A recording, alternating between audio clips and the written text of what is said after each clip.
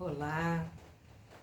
Ao fundo poderá aparecer um barulho suave de chuva.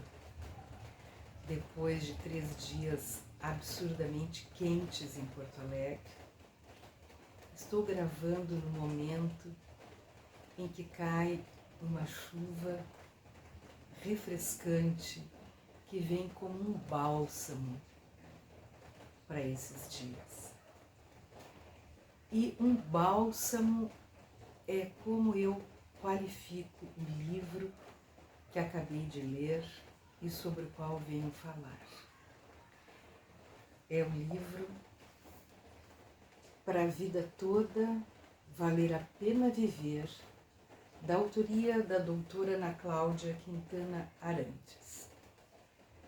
Eu já falei aqui nos outros 2 livros dela, maravilhosos também, A Morte é um Dia que Vale a Pena Viver e Histórias Lindas de Morrer.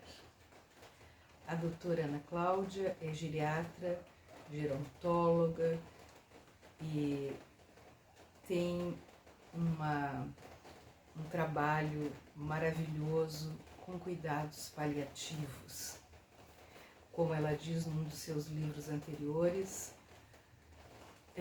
os cuidados paliativos entram no momento em que a medicina não pode fazer mais nada, mas pela saúde, pela restituição da saúde, mas então se procura ver o que pode se fazer pela pessoa, pela sua dignidade. Mas não é sobre morte que esse livro vai falar. E ele começa com uma frase muito interessante, que é uma pergunta. Você já esteve no deserto? A partir daí ela descreve o deserto do Atacama, onde ela já esteve, e aí ela diz assim: vamos pensar num outro deserto igualmente inóspito e misterioso, o Saara. E aí ela informa que ela nunca esteve no Saara, mas que ela tem uma certa fascinação por aquele mar de areia dourada a perder de vista. E ela também nos informa que este é o maior deserto quente do planeta e chove menos de 100 milímetros por ano, e a temperatura é ainda mais alta que a do Atacama, podendo passar de 50 graus Celsius durante o dia, e à noite pode chegar a atingir os mesmos 15 graus negativos do deserto chileno. Por que ela começa esse livro falando em deserto?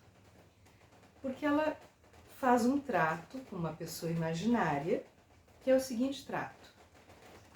Se até lá você não morrer, daqui a 30 anos, nós nos encontramos no deserto do Saara, que é onde então vamos estabelecer morada para todo o sempre.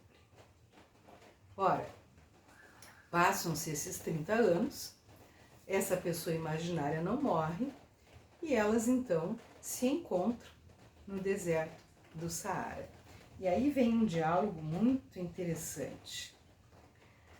Essa pessoa, menos de 1 hora depois, diz o seguinte: nossa, mas é mesmo quente aqui. Sim, é bem quente. Sinto muito, mas você sempre soube que no deserto faz calor, não é? Ah, mas venta muito, você diz em seguida.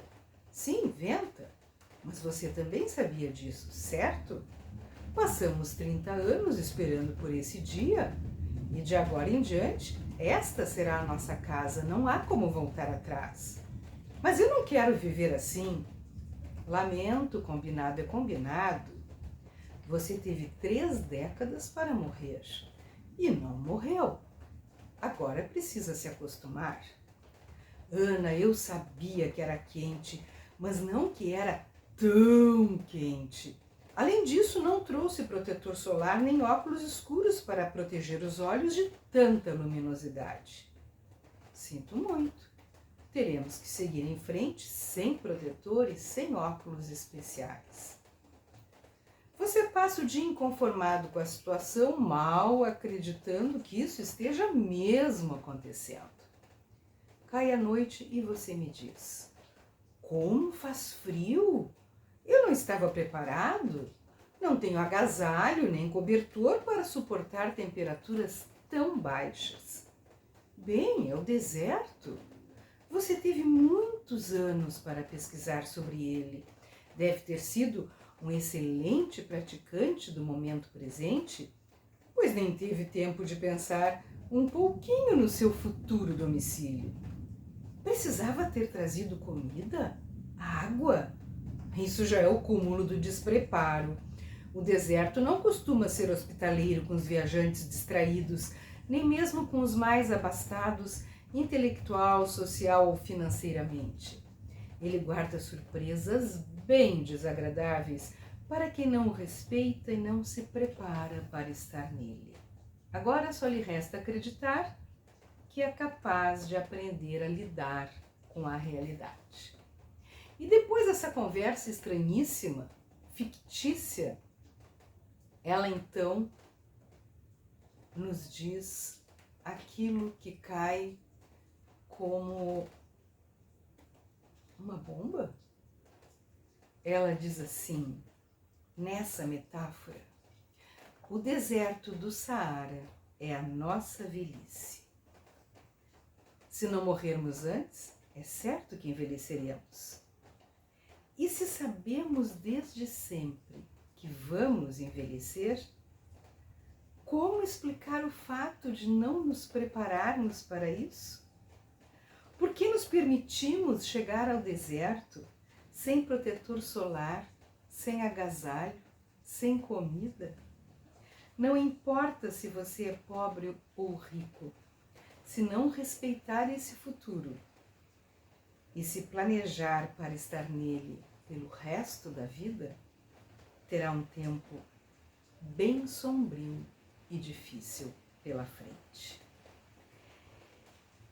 E aí, ela diz então que este livro pretende ser um guia para as pessoas interessadas em chegar mais preparadas ao deserto.